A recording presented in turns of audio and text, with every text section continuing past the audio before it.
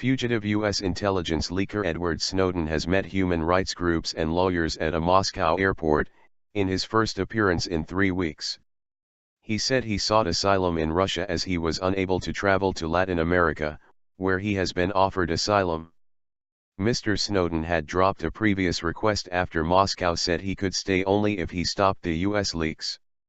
The Kremlin repeated its earlier condition on Friday. Mr. Snowden could hypothetically stay in Russia if he first, completely stops the activities harming our American partners and US-Russian relations and, second, if he asks for this himself, President Vladimir Putin's spokesman Dmitry Peskov said. US President Barack Obama and Mr. Putin spoke by telephone late on Friday, but details of what they said were not immediately available. The White House had said the scheduled conversation would include discussion of Mr. Snowden and other issues. Earlier, White House spokesman Jay Carney criticized Russia for being willing to consider a request from Mr. Snowden for political asylum, saying Moscow was giving him a platform for propaganda. Russian lawmaker Vyacheslav Nikhanov, who attended the meeting at Sheremetyevo Airport, said Mr. Snowden had not specified whether he was seeking temporary or permanent asylum. He said that he needs asylum in Russia to freely move around, Mr. Nikhanov said. It suits him perfectly well staying in the airport because everything is fine here.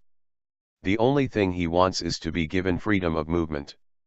Mr. Snowden is wanted by the US on charges of leaking secrets about US surveillance schemes. The former CIA contractor has been stuck in transit since arriving in Moscow from Hong Kong on June 23. He is unable to leave the transit zone without asylum documents, a valid passport or a Russian visa, none of which he reportedly has. The American has sent requests for political asylum to at least 21 countries, most of which have turned down his request. However, Bolivia, Nicaragua and Venezuela have indicated they could take him in. But some European countries are likely to close their airspace to any plane suspected of carrying the fugitive. Unlawful campaign.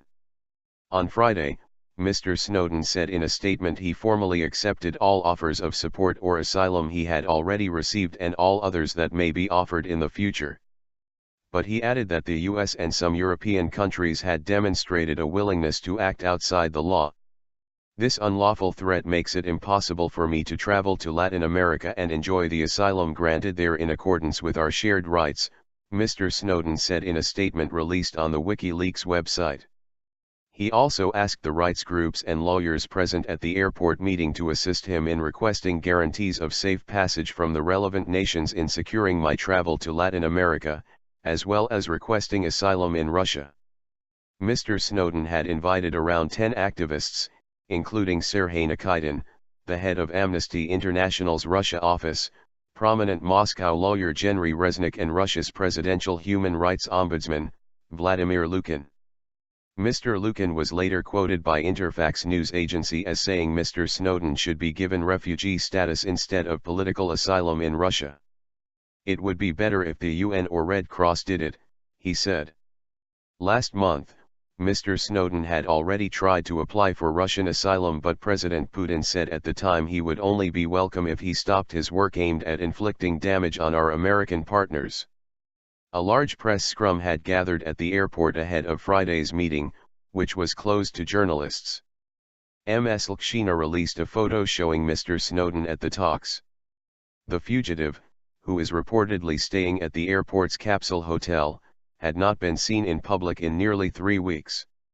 He had sent his meeting request via an email message, which instructed those attending to bring a copy of the invitation and identification papers because of tight security. Mercosur anger. The status of asylum as well as allegations of U.S. spying on Latin American governments were on the agenda as members of the South American trade bloc, Mercosur, gathered in Uruguay.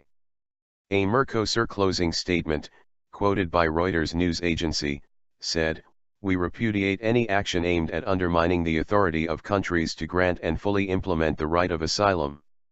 Members of Mercosur are going to recall their ambassadors from a number of European countries for consultations after a row about the closure of their airspace to Bolivian President Evo Morales last week, AFP news agency reported. His plane, returning from Moscow, was forced to land in Austria after France, Portugal, Italy and Spain barred it from their airspace, apparently because of suspicions that Mr. Snowden was on board. Mr. Snowden's leaking of thousands of classified U.S. intelligence documents have led to revelations that the National Security Agency is systematically seizing vast amounts of phone and web data. They have also indicated that both the UK and French intelligence agencies allegedly run similarly vast data collection operations, and the US has been eavesdropping on official EU communications.